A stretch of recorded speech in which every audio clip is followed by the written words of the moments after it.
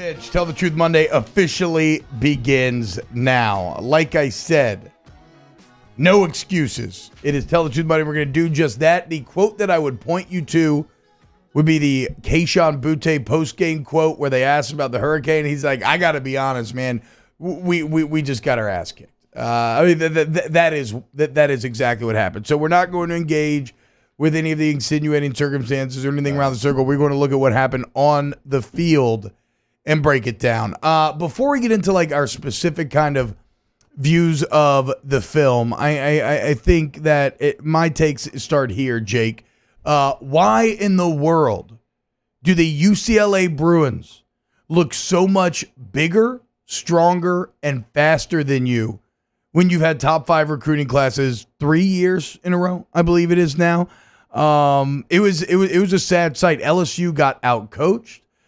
They got outplayed. Maybe most sadly, I think that they got out physicaled.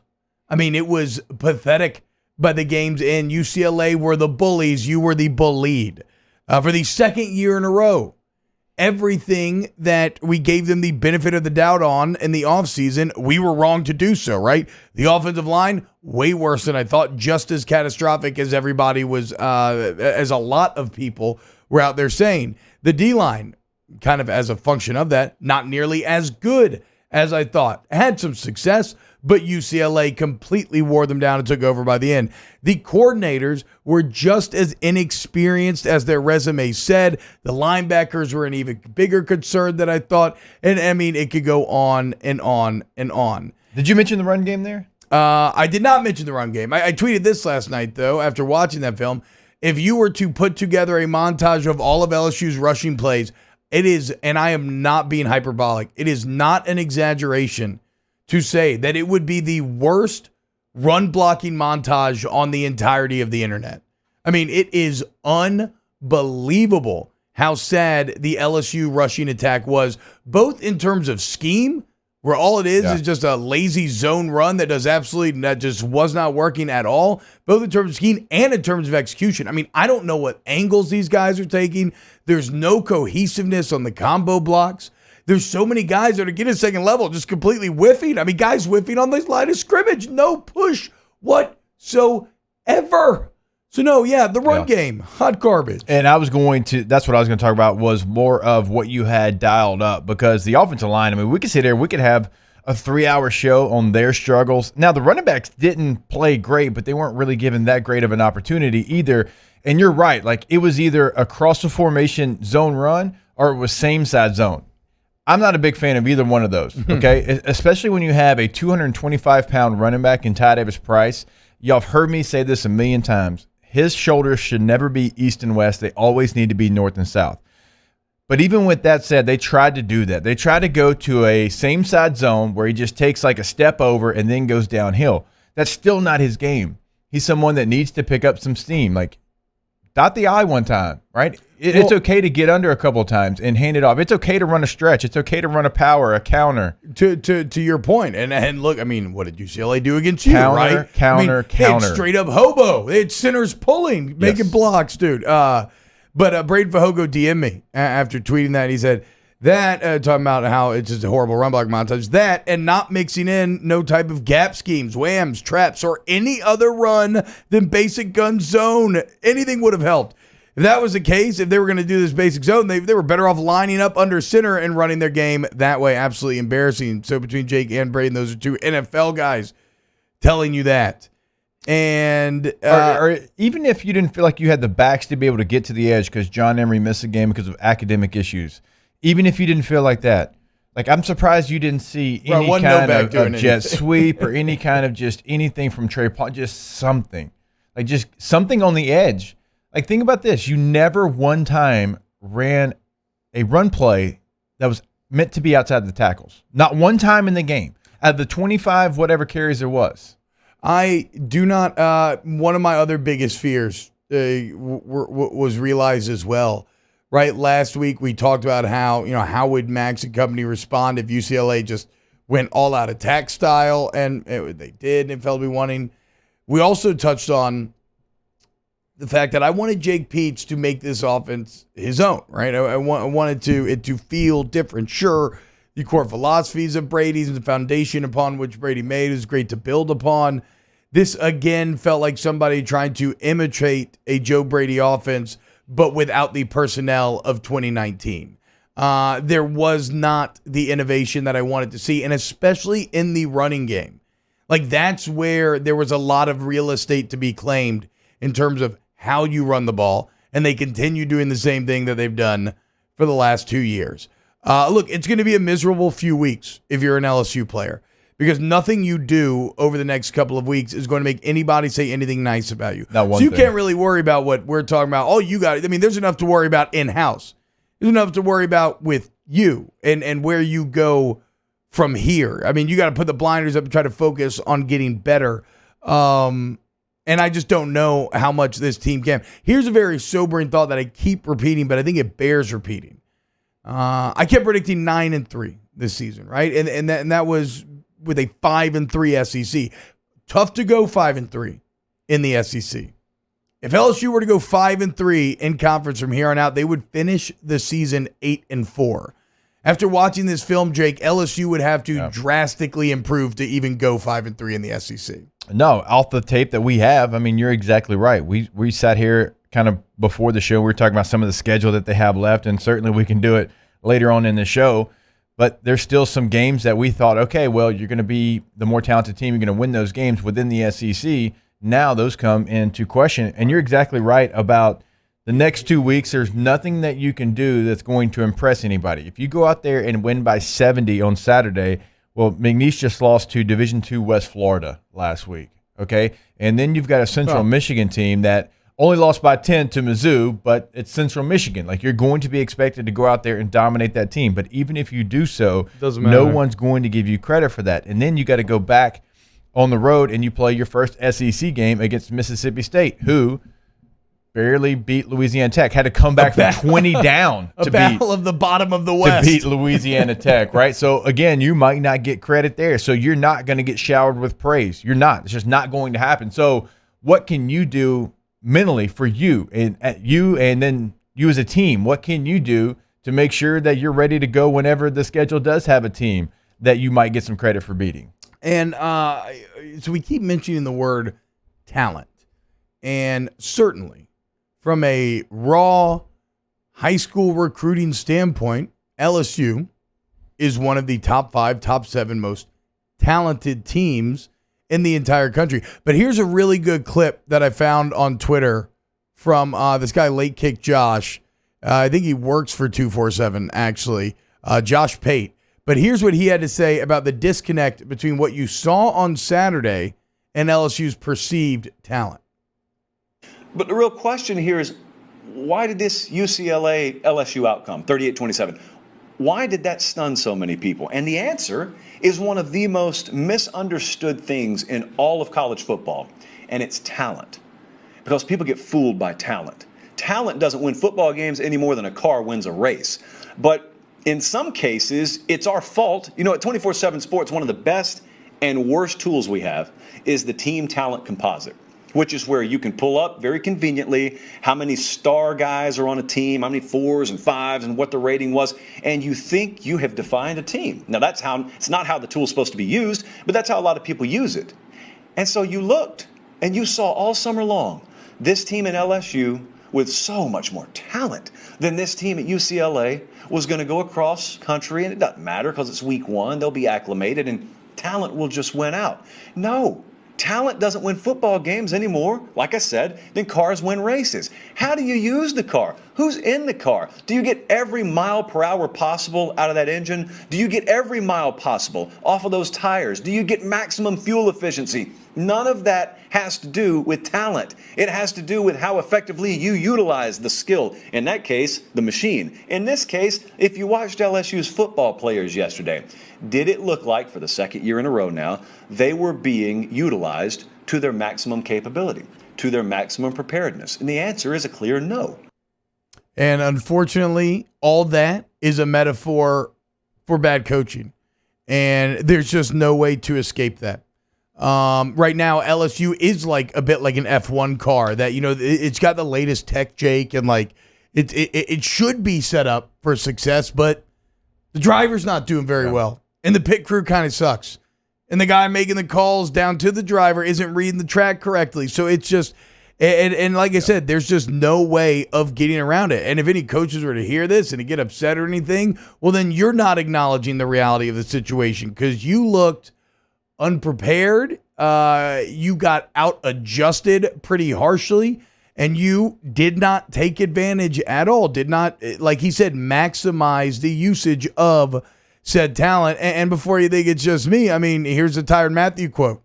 This is in response to Ryan Clark bemoaning crossing routes. I mean, I dare a crossing route to come step to me this Monday, dude. Oh my. But anyway, the over route and the crossing route. Let's not forget the over routes either. It's all just, we earned this by killing people on those same routes in 2019 so consistently. It's just, it's I guess, karma. But Tyrann Mathieu saying, quote, on Twitter, I put this on the coaches. It's tough to watch. Play after play, we lose leverage. Technique is poor across the board. Tackling is piss poor.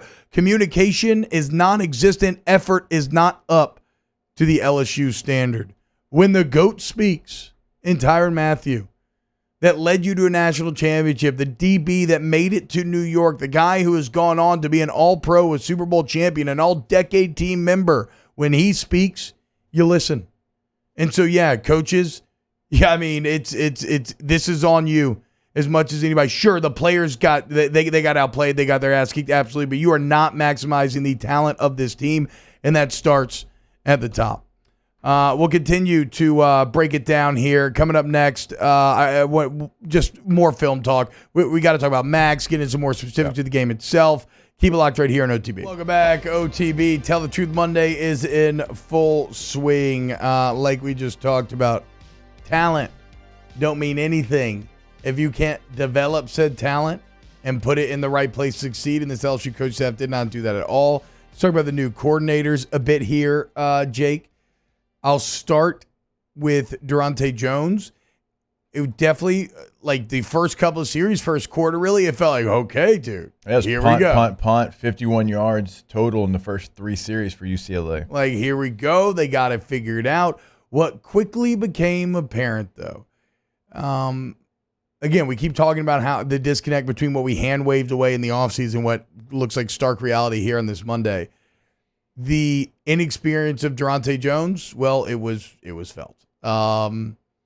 That game, if you go look at it just from a rhythm, from a momentum flow standpoint, that game feels like an expert, long-time play caller going against a first-time play caller. I mean, just think about it. I always like using boxing comparisons in football. So just think about it like a big boxing match, right? And early on, that first quarter, what's Kelly doing? He's just probing, right? Just jabs. It's kind of seeing what's up, seeing what you're like, how you're handling motions. How are you playing certain looks and whatnot? And through that fact finding, through those jabs, all of a sudden he starts to notice some weaknesses. And then he starts to take advantage. He starts to land shots, starts throwing some body shots, some hooks, and he starts landing these big punches.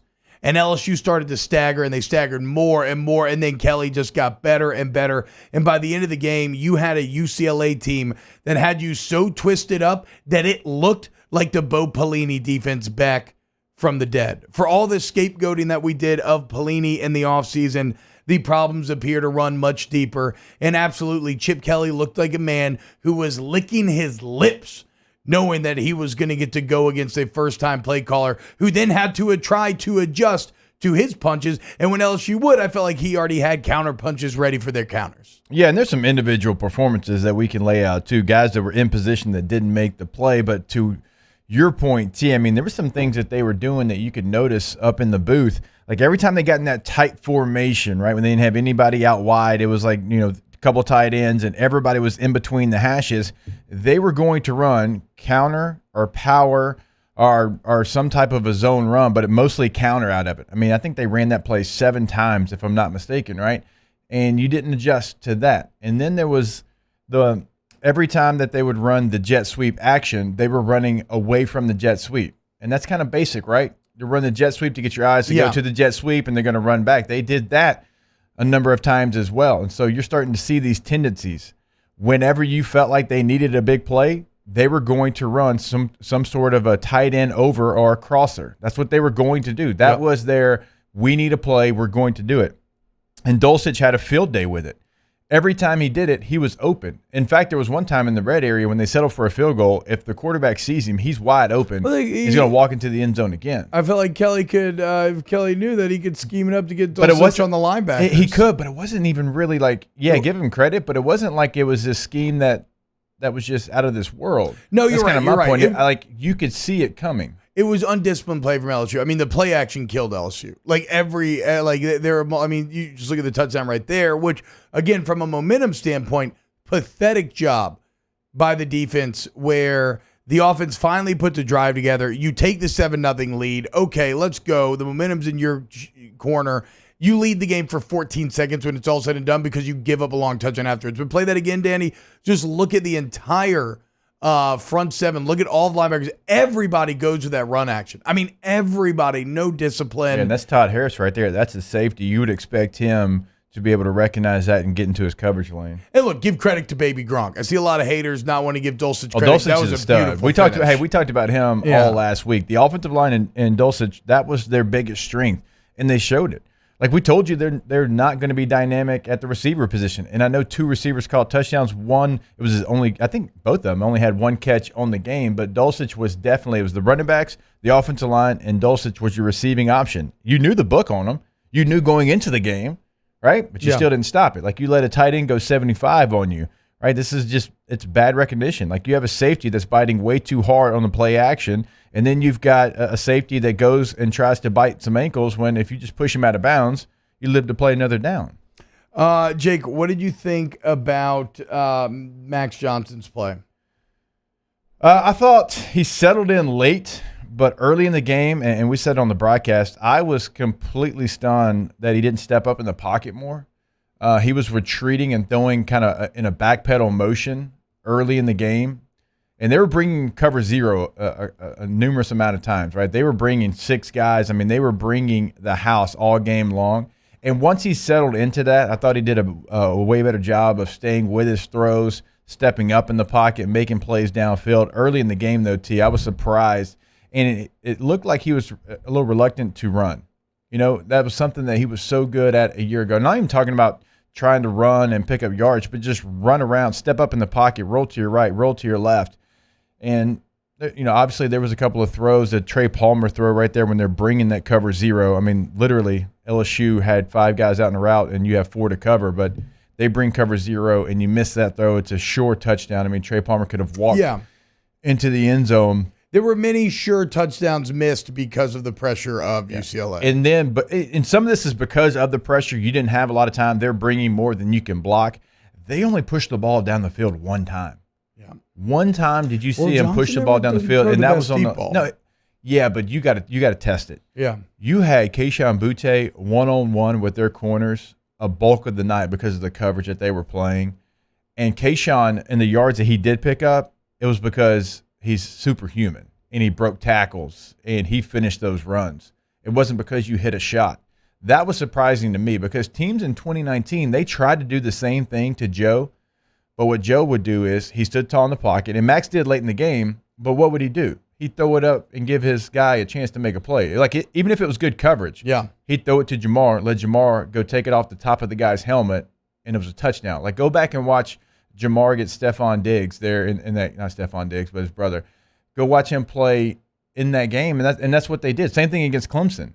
Like, they were bringing cover zero, and LSU wasn't ready for it at the beginning of the national championship game. And once LSU said, okay, we've got you. We know what you want to do. Watch this. Jamar's going to beat your guys one-on-one because he's that dude. Well, Kayshon is too, so I'm surprised they didn't allow him to do so. Yeah, as far as the blitzing of UCLA, it is the exact thing that we said last week where it's like, okay, Max has not proven that they could handle that, so that would probably be your best path to success rather than letting him sit back there comfortably, and it did. I mean, when they came out, that all-out attacking style, it led to one of like 3 things, right? It was either Max holding on to the ball too long, which then he would get hit, and then that would make him even a little more inaccurate, a little more uncomfortable, or it would force him to make these quick decisions, right? And against that kind of all or nothing blitz style. I mean, it's straight up like the Engage 8 played from like Madden or NCAA against that all kind of blitzing style.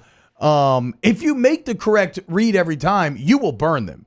You will punish them, and they will no longer be able to do so. But when they were forcing Max to make these quick decisions, it was not the correct read every time. And then at sometimes when it was, the inaccuracy was there, partially as a function of getting hit from holding the ball too long. Sometimes maybe it was a tick too late. Sometimes the receivers just dropped the ball. So LSU had no consistent answer for the pressure that UCLA was bringing. And that's one of the reasons they didn't have a ton of RPOs. I think maybe one, maybe I missed one, maybe two.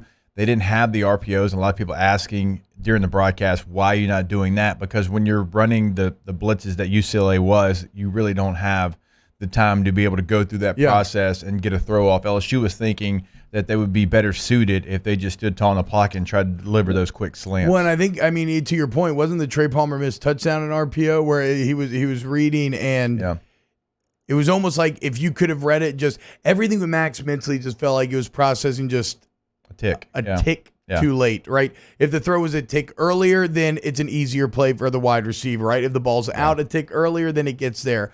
On that play, if he doesn't fully go through with the run fake, he maybe pulls up quicker and gets the ball to Palmer, and it's a touchdown. I think they went away from that after they did see that, right? They're thinking, okay, well, if he just had a chance to get it out. And UCLA, very rarely did they just line up and just play base defense. And in fact, you could count it on one hand. I mean, they had their outside linebacker, 33, Bo Calvert, walking around, lining up in the A gap, B gap, C gap. He was never really in the same place, and it looked like, and I was thinking maybe LSU would pick up on this. It looked like the blitz was coming based off where Calvert lined up. And you see him move around. I don't know if you noticed that on the film breakdown a little bit last night, T, but 33 was all over the place as far as where he moved. They had LSU figured out from a scheme standpoint, too, where they knew they could influence LSU to slide the protection one way, and then they would drop that side, and they were bringing it from the other. I mean, there's some really bad visuals of like 3 to 4 O linemen on nobody while there's a free rusher getting after Max. It's kind of unbelievable. The one they slid away from the rush. That was the prime example. That's just like hilarious and how bad it is. It just makes you scratch your head. Rob Booger says, T, don't defend the O-line. I wasn't defending the O-line. I opened the show saying I think it's the worst run blocking montage on the planet. We're just focusing on what Max did in this case. Okay, we got to go to break here, but we'll pick it up on the other side of this. Keep it locked right here on Off the Bench. Tony King is funny, saying we're being nice, talking about Max, saying wasn't quite reading the defense, saying the QB was reading it just a tad too slow is a nice way of saying he wasn't reading well at all. I don't agree with that. I think a lot of times the right decision was made. It was just a tad too slow to take advantage. Like the ball was getting to the right place sometimes, just a tad. I mean, just a tick. But those are the margins when you're talking about major football. The other things that I would say about Max's play is that there is no trust in the offensive line. The feet are happy, and partially, Jake, this was even before he was starting to get lit up on Saturday. Like if you look, I think it was a second or third drive. There's one time where he has a completely clean pocket, and you can see him get very uncomfortable, and he takes off out of nowhere, and it ends up creating pressure. That's not to say that he dealt with a lot of clean pockets. I mean, the O-line bears blame as well.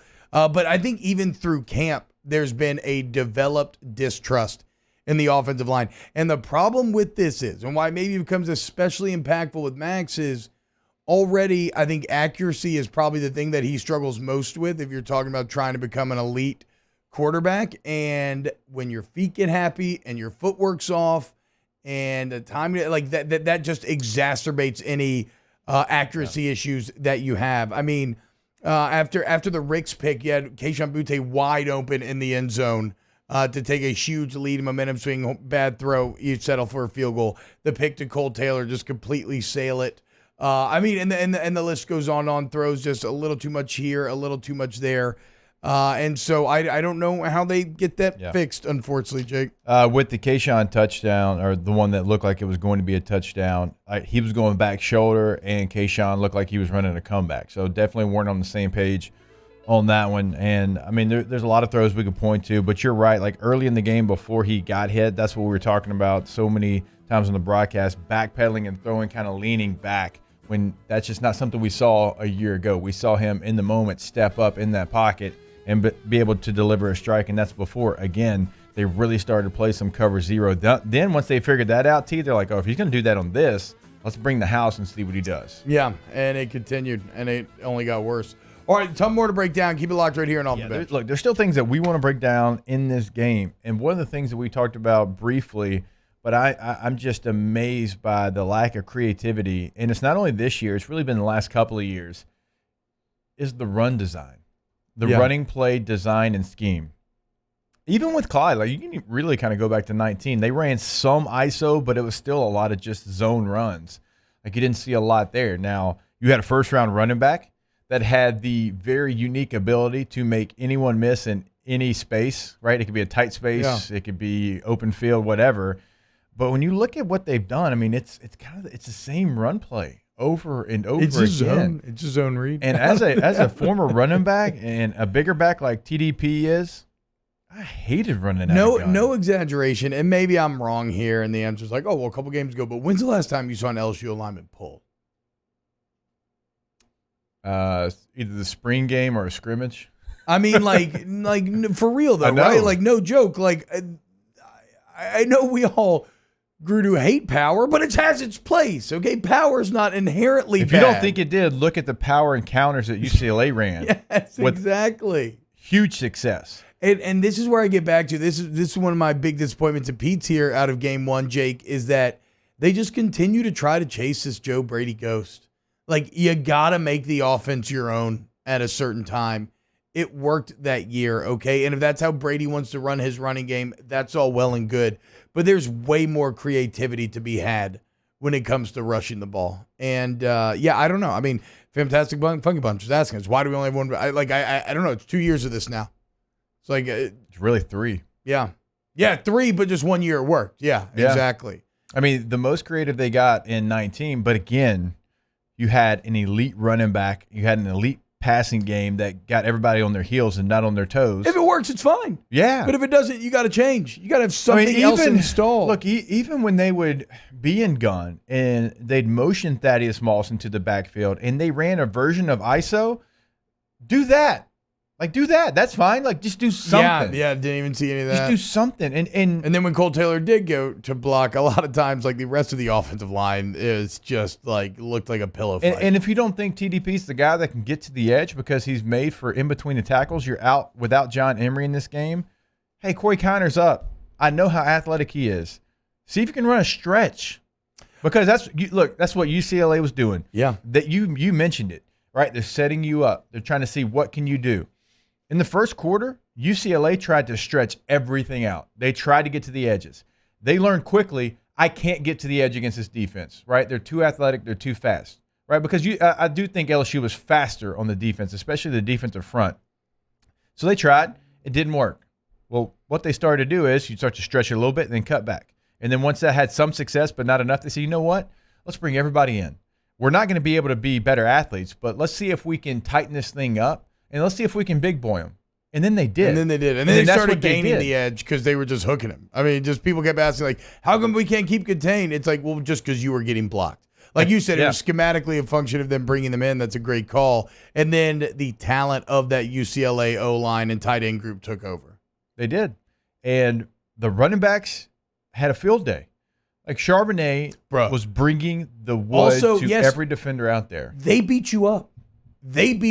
And this is across the board. And again, this is one of the more nebulous, saddest parts of all of this is that you got out-physicaled and pushed around by UCLA, and it's really just not even an argument. But Charbonnet and Brown specifically, like, literally, like school bullies, beat you up, like punching you in the face. Like, they were the hammer and you were the nail, and it was early. It only got worse. Obviously, they wore you down, but he set the tone very early. Where is that for LSU? Like, where are the dogs? Who for LSU is going to beat anybody up? Because nobody got even close on Saturday to lay in the wood or anything like that. And Charbonnet, a little salt in the wound with that last name as well. Right? I mean, he may be from Cali, but sheesh. I know. So, to your point, like, when you see some players and you're like asking, where's the dog in you? And some people think, oh, I don't like that. I don't like what they're doing. Like, I look at like Kayvon Chason, right? And I look at him before the Texas game. Kayvon went out there, had his shirt off, went and drank some of Texas water, and you might call it classless, but I call it Kayshawn was looking for a fight. Hell yeah. Kayshawn wanted someone to say something to him. He dared them to say something to him because he knew he could back it up, and he knew he was going to play with his hair on fire, and he knew he was going to go out there, and he was going to be the bully, right? You weren't going to push him around. He was going to push you around. There's no counterpunching with Kayshawn. Kayshawn was going to throw the haymaker. Yeah. Okay? Where's that guy? Where's the – I mean, obviously the Honey Badger, when he said about the game, we know he was a dog. Yeah. But we've seen so many alpha males on successful LSU teams. We've seen so many of those guys. I mean, Joe ain't backing down from a fight. No. Right? There were so many guys on that 19 team that we could sit there and we could just say, this guy, that guy, that guy. Where it's weird, though, it's like it's tough to be that guy if you're not physically superior. Why did LSU look so unphysically superior to this UCLA team?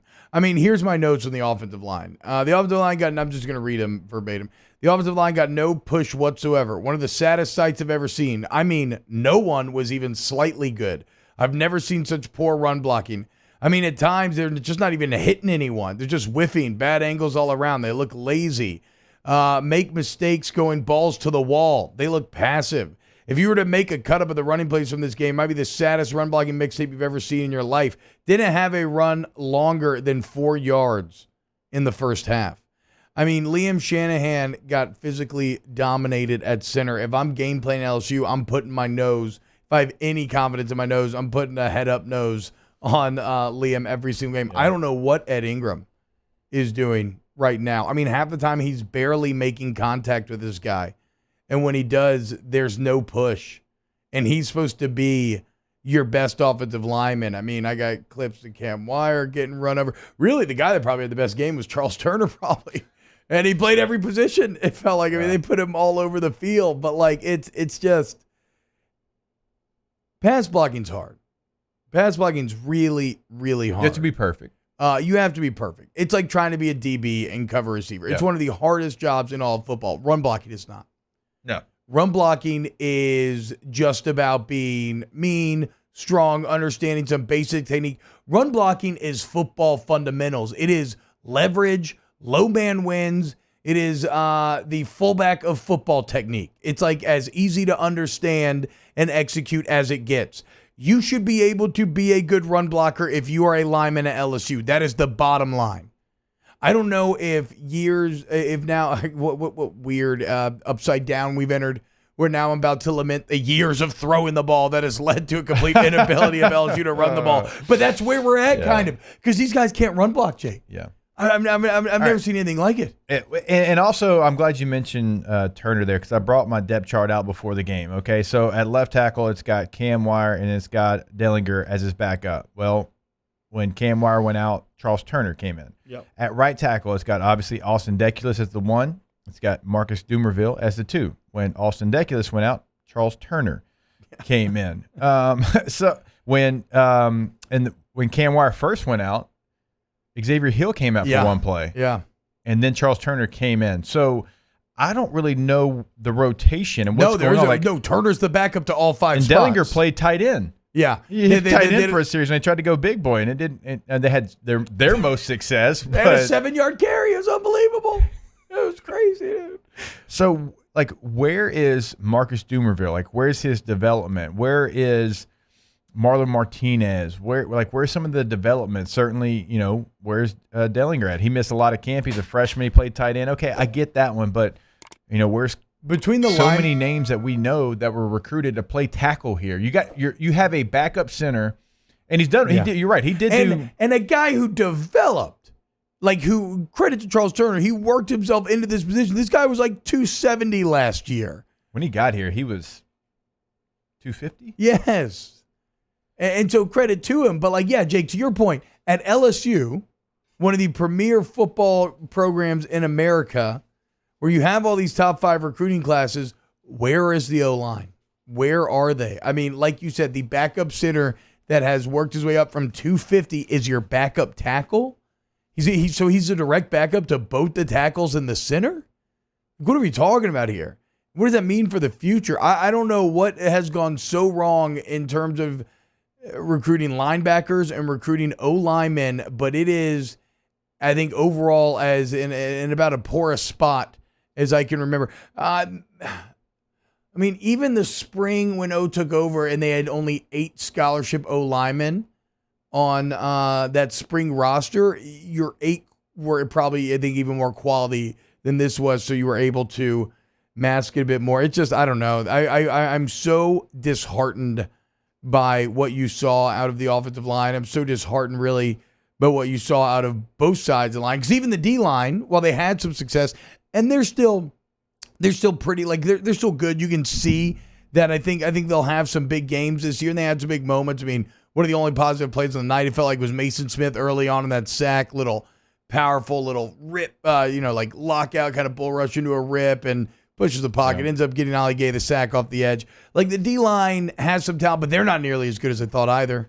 I mean, that's a good UCLA O-line. You're going to run into some more good ones like Kentucky and whatnot. And now I don't feel great about the D-line holding up long-term against it, because they held, like you see this a lot, Jake. 4 sacks in the first half. Yes. Andre Anthony was beating Sean Ryan, their left tackle. Yes. And the second half was the story, though. That's the thing, though. When you have a good O-line versus a good D-line, over time, like water eroding rocks, right, the O-line will win that battle unless the D-line's depth can counteract it. You saw that in this game. The strength of the UCLA O-line, they kept coming.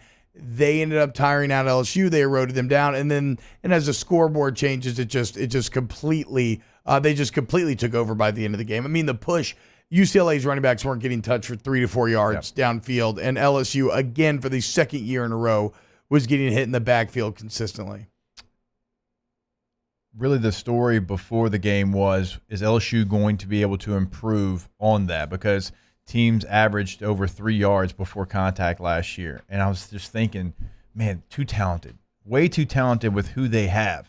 And at the beginning of the game, and for really the majority of the first half, I'm like, okay, well, yeah, they fixed that issue. And I thought you'd be able to run some more guys out there, and you'd have the same, like you had 8 guys that you felt good about. But then in the second half, it became more the same, like you're talking about, getting 3 yards down the field before you're touched. Any decent running back, if I get 3 yards before I'm touched and I'm going full speed, I'm going to get 6-7 yards every time. Easily. Like every single time. And so that was something that surprised me, because there was times when the defensive front in the first half, like there was 3 plays in a row where Sean Ryan, the left tackle for UCLA, didn't touch Andre Anthony. Yeah. And that's great. And you mentioned Mason Smith. There was 2 series probably in the game where Mason Smith kind of took over and you're like, okay, here it comes. Roy had some nice push. But it was the length of the game, and over time, UCLA taking over and then dominating. That was the most surprising thing. It's not the fact that they won. It's how in the second half, when times got tough, when it got the hardest, UCLA was able to find that other gear. Well, it's exactly how I thought the game would play out, but opposite, right? I thought LSU UCLA would be close early on, and LSU would lean on UCLA, and they would be the one to pull away, and then it'd be like 38-24. You'd have the 14-point win, and we'd all be celebrating. And it ends up that the complete inverse is true. Another question that we asked a lot coming out of camp. Okay, actually, we'll get to it next. I just realized what the time is. I told you we talk all 3 hours today. Yeah, there's still a ton more to get to, or continue to break it down. If you got any questions as well, you can put them in the chat, and we'll address the best ones. If you're watching on YouTube, hit the like button and whatnot. More off the bench coming next. I don't think I agree with this. Swamp Dragon says the defense tackled to be singing a different tune. I don't think so. If the defense tackled, I think it's less bad. But I have no reason to believe that you would have been able to consistently come up with stops. Not when you're scheming wide open crossers time and time again. Before I get into that, because Jacob Hester, I think, has a better understanding than most about, and I'm really excited for Flestrian this week, actually, too. Oh, Matt, Because when you get Matt on football, dude, he's got good takes, and even him during the game, he was seeing the field. But I do want to get into like the crossing routes and everything, and how UCLA was able to, because it was super painful to watch crossing routes just absolutely dominate you a second year in a row. But before we get there, one of the other questions that we consistently talked about coming up to the game was who will be the number 2 weapon for LSU. Obviously, Kayshon Boutte is the number 1. That was all validated. Kayshon Boutte was dominant. He is a dog. He did his job.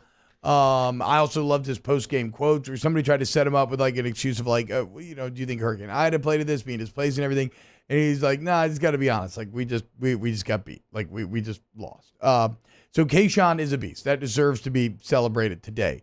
The answer to who the number 2 weapon is no one. There is no second weapon. It's just Kayshawn. I'm kidding. Look, I think somebody can emerge, but nobody really asserted themselves Saturday. Think about it, though, if that ball's completed to Trey Palmer and what his stat line would look like. He would actually. Trey Palmer you're had right. 7 you're right. catches. That's a good point. He would be, if we had to nominate someone, he would be the guy, just from a pure production standpoint.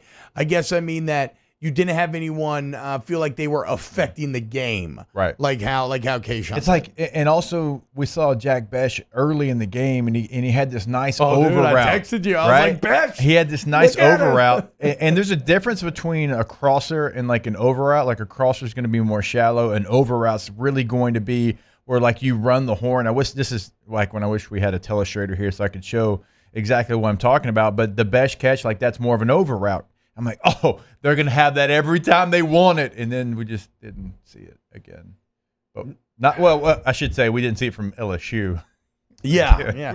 Okay, so that dovetails perfectly into the other question, which is how was UCLA so consistently able to get these wide open crosses? Yeah. Now, I think in my more layman view, I believe that, look, first off, it takes offensive line holding those blocks because those are long developing routes a lot of times, and the O-line did just that, and so huge credit to the UCLA offensive line. Obviously, the play action impacted it a few times. They completely bit on the fake and then just leaked out, right? Yeah. There you go. But, like, what about the times where how are they consistent? How are they getting the matchups that they are seeking where they're getting these tight ends on coverage. These linebackers? It's man coverage. That's what I'm saying. And where's the adjustment? I'm shocked you didn't see Mike Jones after Dulcich had so many plays. Hey, Mike, go in. If we're going to play man, if that's what we're going to do, we're going to play man, you're manned up on him. Like Mike Jones played nickel Sam. Exactly. Like he played nickel Sam at Clemson. Like that's who he is. I know he wants to be a Mike linebacker, but if you've got a skill set, like own that skill set and be a champion of that skill set, because all they were doing is, they were going all one way, right? You're going all to the right, and here comes that over route to the left. And that takes a long time. You're exactly right. But all the quarterback's got to do is flash his eyes to the right in man coverage, and then that over route coming back to the left is going to be wide open. Why they didn't go to zone coverage is another question. It's 2 years in a row we're sitting here asking the same thing, because guess what coverage? Guess what it was when Elias Ricks had an interception? It was zone. It was zone. I know. He was sitting right there. He was sitting there just waiting, and he made a great play. But it boggles the mind because all the other ones were man coverage, right? You had a safety or a linebacker trailing. So, and Dulcich, the long 75-yarder he had, I mean, Mario was talking about it during the break. Like, Major Burns has to be better there. Major Burns has to say, look, I realize you've got the size advantage, but Dulcich knew exactly what you were going to try to do. Just get him out of bounds. Even if you take a hit, even if you just take the charge, you stop him there. Yeah, then, get run over and you slow him down. He's on the 35-yard line. Yeah. Okay? And then they got to go 35 more. And again, the context of when this happened was so bad from a momentum standpoint, because this is right after LSU finally took the 7-0 lead on a big 3rd and goal play, which is like, okay, wow. Everybody's like, okay, here you go. Like this is more what we're expecting. The defense had been really shutting them down to that point. Little did we know, Jake, that big play was a harbinger of things to come. That was Chip Kelly's first haymaker that he landed in a ongoing succession of haymakers. So Trey Palmer maybe emerging as that second weapon. We'll see if he can start to have more of like an actual impact on the game. Jake, what do you think about the running back rotation, kind of how they're used? It's almost no point in talking about running backs. I don't know how okay, no, this one I want to talk about the running back real quick. So I want to get your thoughts on this. First off, as far as running the ball, I'm not blaming the running backs, okay? I like I said, the run blocking was so bad, nobody could do anything with that. Like, even if you put Charbonnet behind that line, would he have been better? Sure, you could maybe argue he'd have been better, but I don't think he would have done anything behind that LSU offensive line. Something that worries me is once that pressure started to pop up, Jake, they started keeping that running back in coverage, or excuse me, in protection, and it wasn't doing anything. I mean, the times when he was picking someone up, it didn't matter because they were confusing you or overwhelming you, and they were getting home anyway. And then half the time, he's just standing there. And then you actually have it blocked, and he's just completely wasted. And they're still not doing the thing where, okay, do I look to everybody block? I'm turning around. Like in a game where Max just needs a mindless to protect myself, I'm just going to dump into the running back and see what he can get. They held him in for protection again. I don't understand. Yeah, I don't want to see that. And they were also, I'd have to go back and chart it, but it did look like they were also bringing it away from the running back. So he was having to come cross key. He was having to come across the formation, almost like it was an adjustment to whichever side the running back lines up. We're going to bring the two from the other way, so he has to come across. They did a couple of times free release him in the flats. 2 or 3 times it was there. If Max would have seen it, just hit him and let the running back run. And then he got a first down with TDP one time, but that was early. That was before the rush really started to get home. I felt like they retracted, which I always hate to see. They retracted once UCLA started to overwhelm with the blitz style. And then once they started to pick it up a little bit, then you still had the slant behind it. So it's a 2-man route combination. You're just doing it from the backfield. Yeah. Right. You're going to go the flat. He's going to run a slant behind you. And they tried to complete those passes. A couple of times the receivers, didn't fight for the ball and the DB broke it up. But that was their adjustment to it. But I'm exactly with you in the fact that if they're bringing all of those guys from the right side and I've got my back on the left, instead of having him cross key over to the right, just right now, hey, swing, or flat, or whatever it is. Just dump it off. Treat it like a running play. You can't run block for crap. So why not just early? It's like a sweep. Hey, I mean, Jake Peets knew quickly that they weren't going to be able to run the football. That's when he started to throw. That's when he started to throw the nows to Trey Palmer. Yeah, that was an extension of the run game. That was going to be their quote unquote running plays that picked up 4 to 6 yards. Yeah. The passing struggles on the night, I felt like were a mixture of everything. Sometimes it was bad recognition from the protection standpoint in MAs. Like I said, Jake, when LSU would slide and UCLA would drop, were they reading the offensive line? Like, okay, whichever way they slide, that's going to drop. We're going to come from the other way. Or were they just able to manipulate them pre-snap, do you think, into sliding that way, and they were always going to bring it out? I think it was pre-snap because you saw Max. I mean, the play clock was getting down to 3, 2, 1 a lot of the first half, and Max was trying to get them in the right protection. I think once he went back to the line of scrimmage, they would change everything they did and bring it from the other opposite direction. So I think it was all pre-snap. So you had bad recognition and missed assignments in that regard. Sometimes the passing ball, Max was too slow or didn't make the throw. Sometimes the O-line just got flat out beat. Sometimes the receivers would drop the ball. And in those struggles, you kind of have a representation of what is so sad about being on the other side of this film now is just the whole team doesn't feel very good in every phase of the game. I love Avery Atkins and what he's been able to do. I love him getting number 18. He did not punt the ball particularly well. Was it 40? Right at 40? I mean, it was multiple punts under 40 yards. I think he averaged 42. Yeah, that's what I'm saying. That's not good enough. 6 for 240 yards, 40-yard average, long of 47. Yeah, so like even on special teams, right? You didn't punt the ball well. You had a false start on a field goal, which is wild. That makes it a one-possession game. Even if you keep those points on the board. The decision from the coaches not to kick the 57-yarder, I think, is pretty dumb. I get the defense was playing well at the time, but you got to go for wins, right?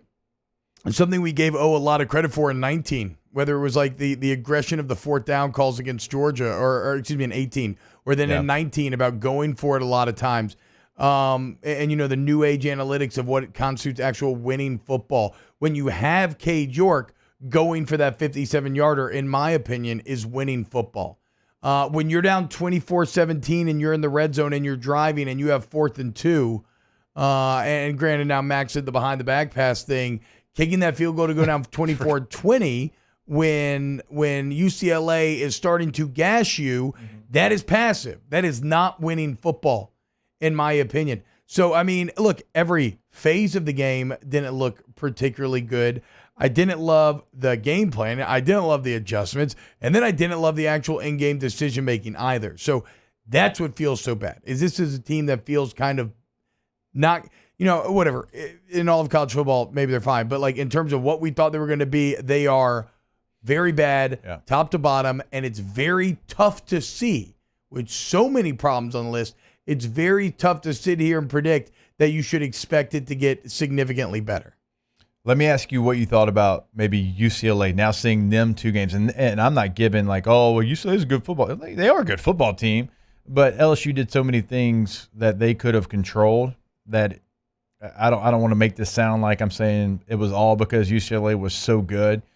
Where do you think UCLA is as far as pecking order? Like, do you think that's a team that's going to last into the Pac-12, maybe make a run at the Pac-12 South and be a team that lasts all season long after watching them play? I do think they are definitely, I mean, I think they're probably right there with USC and Oregon in terms of maybe fighting for a Pac-12 championship. Yeah, I mean, Oregon, like we talked about the Fresno State game, and it ended up being a really good game. USC actually took care of the Mountain West champion, San Jose State, pretty easily there. So I'll be interested to see like where they fall in the pecking order. Yeah, as well. and like I think UCLA is good. I don't think they're like playoff good. Like I don't think they're going to make any national noise, but well, maybe they would by a function of winning the Pac-12. But I think they'll be in that competition. I'm not going to sit here and say they're the favorite. I do know this. I'm going to be very interested to see how UCLA handles this success, because if they can not let this success go to their head and kind of stay focused, this can be this huge, confident launching point for them, right? Because they have a lot of the pieces to be very successful. They love their quarterback. They love their O-line. Defensively, that would be where my questions would arise a bit, because a better quarterback and just offensive setup would have burned you if you tried to attack them in that same manner. So I don't know how the UCLA defense will play out over time, but I do like that offense. And then they have a full team with the 80 scholarship that they built over the last 3 years. You know, last year they were so close, but late game mistake, you know, the 4 games lost by 15 points. So yeah, I have no problem saying that they are absolutely right there with Oregon and USC to win the Pac-12. But I mean, LSU, on the other hand, again, what I can't escape is always in my head for this to be a really good year, right? 9-3, 10-3 with a bowl win. That's where my head was at. That required going 5-3 in the SEC. Now that you drop this, if you go 5-3, you finish 8-4. That is not good enough. That will lead to change. And the problem there is this team, after watching this film, does not feel good enough to go 5-3 in the SEC. How much more intimidating does Kentucky look now with that offensive line and a quarterback that just threw for 3, 6, 7, 4 touchdowns? I don't care who it was against. A Kentucky quarterback never could have done that over the past couple of years against anybody. And so games that you felt like were wins. Now, what do we keep saying before the game, Jake? If LSU loses to UCLA, then there are bigger problems than we are acknowledging. Yeah. That is even more true than I ever would have fathomed now that we're on this. It's not just that you lost. You got your ass kicked so roundly that, there are just problems really all over the place. And it is Overreaction Monday on this Labor Day, but it's still just tough to tell the truth, but it's tough to objectively see kind of where you go from here. All right, when we get back, continue to break it down. Hit the like button if you're watching on YouTube, and more OTB next. Me and Jake were kind of talking during the break about maybe like just, you know, things that have just upset you as an LSU fan or player, however you're viewing this thing. And I agree with what you said, Jake. It's one thing to lose. It's a whole nother mind-boggling, endlessly frustrating thing to just get absolutely beat up by a Pac-12 football team. And you can sit here and say that's disrespectful to the Pac-12 and everything, and sure, it is. I mean, I guess that's the case. But objectively, the Pac-12 has not been strong. They definitely have not been physical. Right? You've seen them when they have run up against physical teams. Normally, they get pushed around. To watch this film and to just have it, I mean, you felt like Oregon 2011, and they felt like LSU 2011, and that is really sad. Again, and that is a sign of kind of all of the problems with LSU right now in terms of, sure, you're bringing in a lot of talent, but you're not really developing it. You're not maximizing it. You're not putting in the best position to succeed. But I just can't imagine. I mean, I just can't. I don't know how you get here to where you can't hang with UCLA in the trenches. I mean, I know that Louisiana doesn't produce O linemen, but we do produce D linemen. and you're a big enough brand where you should be able to recruit O-linemen. It's like, what's gone wrong? What's gone wrong? I don't know. And it's kind of for those reasons, Jake, that it's tough to, like, how much potential improvement do you think there is for this team? You're going to be improved. Make no mistake. Like week 1 and 2 of the next couple of weeks, you'll have some tune-up games. You're going to be improved. But what I witnessed on Saturday, unfortunately, really makes me drastically question like what the actual ceiling is. Like how much improvement can actually take place. Yeah, and we haven't talked about it. You can certainly say UCLA was playing their second game and LSU was playing their first game. I mean, there's probably some aspects of the game that played into. Certainly not the reason that UCLA dominated you like they did. But as far as improvement, like things that I expect to get better, I expect Max to be more precise on all the things pre-snap and once the ball snapped and stepping up in the pocket. I'm sure they're hammering that home. The running game, I'd love to be able to sit here and say, yeah, there's going to be some improvement. I just don't know. Last year it was non-existent. This year so far in one game it's non-existent. We start to question 2019. It's like, man, was that all Clyde? Like, was that all Clyde in the way the offense was going through the air? But also, we have to remember, the O-line, yes, Joe helped in pass coverage and everything. The O-line was objectively good. Damian Lewis was a top 5 PFL run blocking guard last year. Top 5, not just rookie. Top 5 run blocking. Okay, that's who you're running behind. Lloyd Cushenberry started for the Denver Broncos. Yeah, that's who you're running behind. Yeah. Sadiq Charles made an NFL roster. So like it's gone quickly. Yeah. I don't know if you want to point to Craig. Certainly we talk for all the talk of roster management, what has gone so wrong on the offensive line? Like why have you not brought in the correct talent there and developed it? I don't know, but that's, Jake, why I can't see improvement in the running game is because the problems were so fundamental.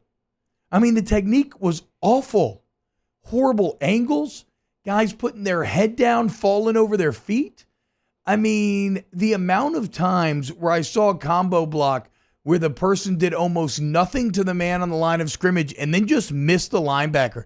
The amount of linemen standing downfield, not touching anyone and looking around, it's just such a far mountain to climb, and there's so much wrong there. It's hard to see how you get it fixed midstream and get significantly better. And I'm questioning how that's possible because Ed Ingram and Austin Deculus and Shanahan and Chasen Hines, like even if you don't throw Cam Wire into this, and he struggled for sure, those guys have started games for a long time in college football. Like Chasen Hines started in 2018 against Georgia when you had a big rushing day. Remember, Clyde went over 100. Brissett had some nice carries, and I think he ran for over 150 that day against that Georgia defense. Like, Chasen Hines was in there.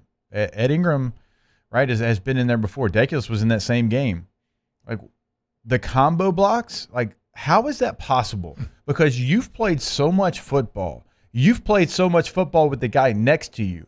Those combo blocks should be something you wake up, hit your feet out of the bed, and you can do right then. Look how UCLA's looked. It was so cohesive and beautiful as a thing to watch. Yeah, I don't know. There's no excuse. There's no development.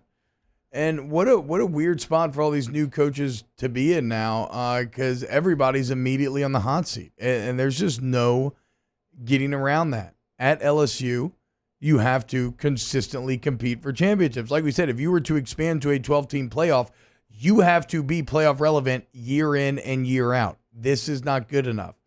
5-5 was not good enough. You're allowed the exception to the rule. We'll see how this year ends up playing out.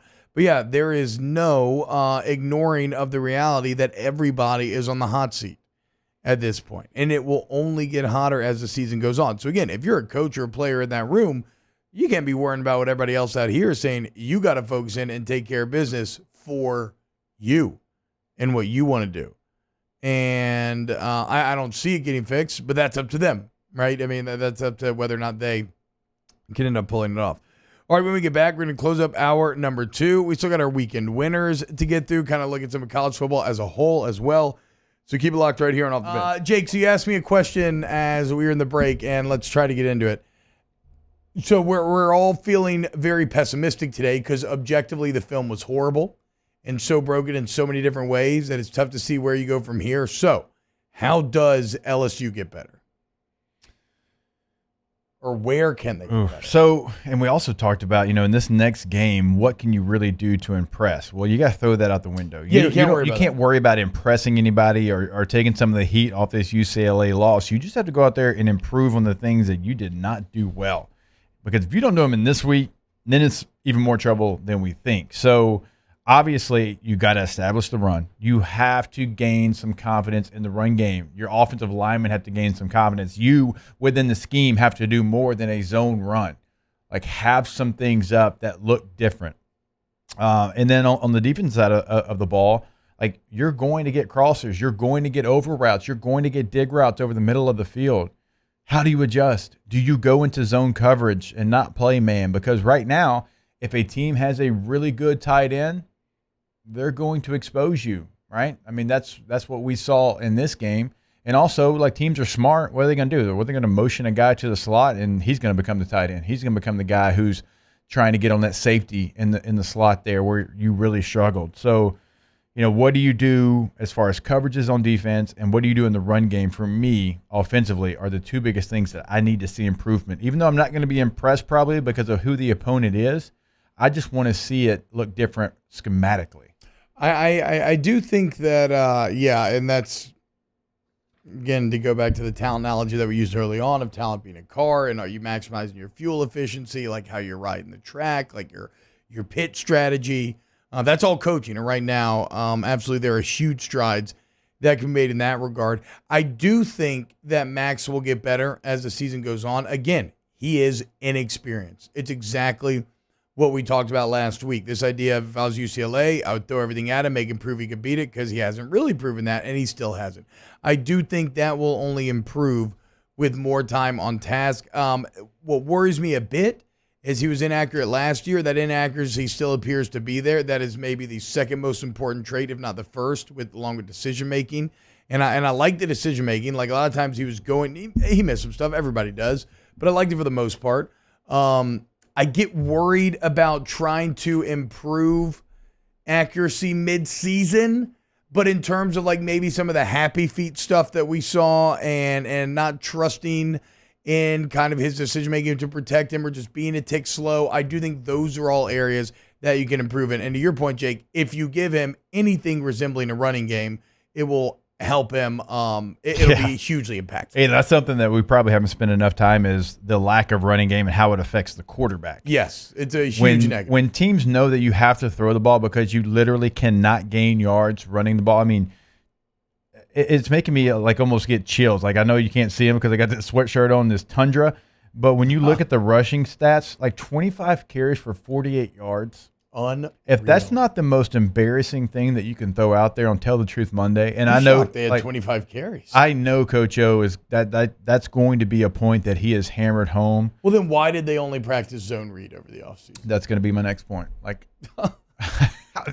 and as a quarterback, like, you can be tough on Max, but when the defense knows that you only have one option and they're bringing like cover zero and they're bringing 5-6 guys every single play, sometimes 7. Well, then you hold the running back in and there's not even anywhere to dump it off to. So that goes to the scheme part. There are avenues to improvement, but they just look so long at this point that it's just tough to feel optimistic. All right, we'll give you our weekend winners when we get back. Look at college football as a whole. Winners? Keep it locked. That's the challenge. That's the challenge to this current team. Nothing you do in these next 2 weeks is going to get any fanfare. You could go out there and you could blow the doors off both teams. You're not going to be patted on your back. You're not getting affirmation from anyone. Like, right, wrong, or indifferent. That's just how it is. And I think these players know that. I mean, T-Bob, we've had losses where we knew if we came back and beat those teams that were after that it wasn't going to matter. But you have to do it. You can't worry about getting patted on the back. You have to go out there, beat these teams like they're supposed to be beaten, and then you're supposed to go to Starkville to open up SEC play and win there as well. And if you win there, you're not going to get patted on the back for that one either. But you have to go out and do your job. You still have to go out there. Yeah, they got to win those games. They can't be worried about getting patted on the back. They got to worry about, I got to get better. That's what I'm saying. Yeah, I got to get my job fixed. But even if you do and you get better and you have success, just know that the only people that are going to give you any credit are the people inside of your room and they're watching film with you. That's the only people. That's true. The only people that are going to give you credit for it. They're still going to talk about what you didn't do last Saturday. So for 4 weeks at minimum, you're not getting credit, and you're going to be talking about the game that you just lost in the Rose Bowl. You can't worry about that. You have to, as cliche as it is, truly block out the noise, because nobody is going to give you any credit for anything that you do until you beat someone that impresses someone. And even the Mississippi State game won't give you credit, but like that's a game that now feels very intriguing. Very, very intriguing, especially because we know Mississippi State can run a crossing route. It still remains to be seen whether or not LSU can play zone defense or is willing. I feel like I maybe have finally exhausted myself when it comes to talking about this LSU game. I think it's painfully clear about how we feel. Anything else that you think needs to be touched on? I mean, I think we've covered most of what went wrong for LSU. We haven't really gotten into, what we expect to see improvement-wise. Looking forward to talking with Coach O, who's obviously probably watched this tape 10 times already. What did they see that went wrong? What do they think that they can do to improve on it? What are they going to do to be able to better themselves as a team? And I think for me, and maybe it's because of the position I played, the first thing I'm going to ask Coach tomorrow is about the running game and the running scheme and what he thinks that they can do to improve on it and what they want to do. The problem is it doesn't even seem like they have anything else installed. You know what I'm saying? And that goes back to the coaching, and that has to be fixed. I mean, hopefully they have counters and powers installed, Jake, but I don't know. I don't get the feeling that they do. Otherwise, why would none of that ever have been brought to bear on Saturday? Like, do you think they have those plays installed? If you're going to line up, do you think they could run a power? If they can't, T-Bob, it's a worse problem than I thought. Like, it truly is. You know what I'm saying? Like, if they can't run a gun power, because they are all in on the shotgun. We know that. Like, they didn't line up under center ever unless it's a quarterback sneak. So that's who they are. Certainly they have a power up. Like, I respect Jake Peets too much in just his football mind. Like, regardless of how you think he called this first game, the guy's a brilliant football mind. I mean, he's been in the NFL, he's been in college ranks, he's done it all. Certainly they have a power in their playbook, and certainly we need to see it. And we need to see other variations more than just inside, outside zone. Yeah, I just don't have any I don't know, man. It's hard to say. I sit here and say that I expect that when we've seen 3 years of that now in a row. I still think, I do think that the main improvement, a lot of it will come in Max getting more comfortable. I think, look, just from so the same way that Max is inexperienced, Jones and Peets, they felt very inexperienced. Hard lessons got to be learned to gain experience and level up. So I look forward to seeing if they can, how much they can start to improve. But again, it's just really tough to see it getting too much better over there. But we'll find out, man.